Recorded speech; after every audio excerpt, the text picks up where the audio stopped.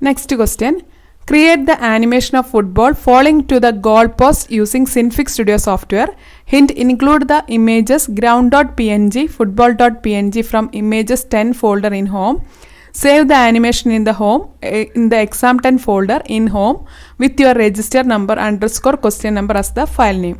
മലയാളത്തിലുള്ള ക്വസ്റ്റ്യൻ നോക്കാം. ഗോൾ പോസ്റ്റിലേക്ക് ഫുട്ബോൾ പതിക്കുന്നതിൻ്റെ ആനിമേഷൻ സിൻഫിക് സ്റ്റുഡിയോ സോഫ്റ്റ്വെയർ ഉപയോഗിച്ച് തയ്യാറാക്കുക. അപ്പോൾ ഇതിനായിട്ട് നമുക്ക് ആദ്യം തന്നെ ആപ്ലിക്കേഷൻസിൽ ഗ്രാഫിക്സിൽ സിൻഫിക് സ്റ്റുഡിയോ ഓപ്പൺ ചെയ്യാം. അതിൽ നമ്മളോട് ആദ്യം പറഞ്ഞിരിക്കുന്നത് ഹോമിലെ ഇമേജസ് 10 ഫോൾഡറിലുള്ള ground.png football.png എന്ന ചിത്രങ്ങളാണ് ഉൾപ്പെടുത്തേണ്ടത്. അപ്പോൾ ആദ്യം നമുക്ക് ബാക്ക്ഗ്രൗണ്ട് ഉൾപ്പെടുത്താം.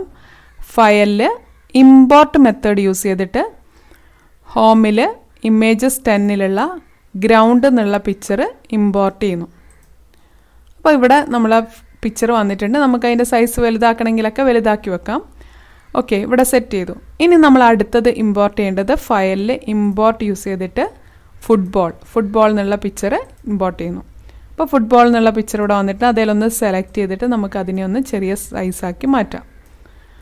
ഓക്കെ, നമുക്ക് എവിടെയാണോ വേണ്ടത് അവിടേക്ക് കൊണ്ട് വെക്കുന്നു. ഇനി നമ്മളോട് പറഞ്ഞിരിക്കുന്നത് ഗോൾ പോസ്റ്റിലേക്ക് ഫുട്ബോൾ പതിക്കുന്ന ആനിമേഷനാണ് പറഞ്ഞത്. അപ്പോൾ അതിനായിട്ട് ഇവിടെ ജസ്റ്റ് ഈ ഒരു ആനിമേറ്റ് എഡിറ്റിംഗ് മോഡ് ഓൺ ആക്കിയിട്ട് ജസ്റ്റ് ഇവിടെ ഒരു 120 F എന്ന് കൊടുക്കുന്നു. 120 എന്ന് കൊടുത്തു, എൻ്റർ പ്രസ് ചെയ്യുക.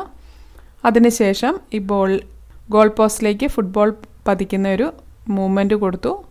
ജസ്റ്റ് ഫുട്ബോൾ ഒന്ന് ചെറുതാക്കുന്നു. ഇങ്ങനെ സെറ്റ് ചെയ്തിട്ട് ജസ്റ്റ് ഇതിൻ്റെ turn off animate editing mode ചെയ്യാം. ഇനി സീക്ക് ടു ബിഗിൻ ഒന്ന് കൊടുത്തു, ഒന്ന് പ്ലേ ചെയ്ത് നോക്കുകയാണ്.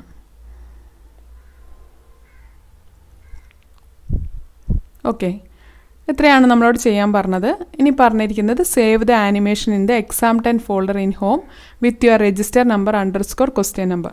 അപ്പോൾ അതിനായിട്ട് ഫയലിൽ സേവ് ആസ് എന്നുള്ള ഓപ്ഷൻ യൂസ് ചെയ്തു.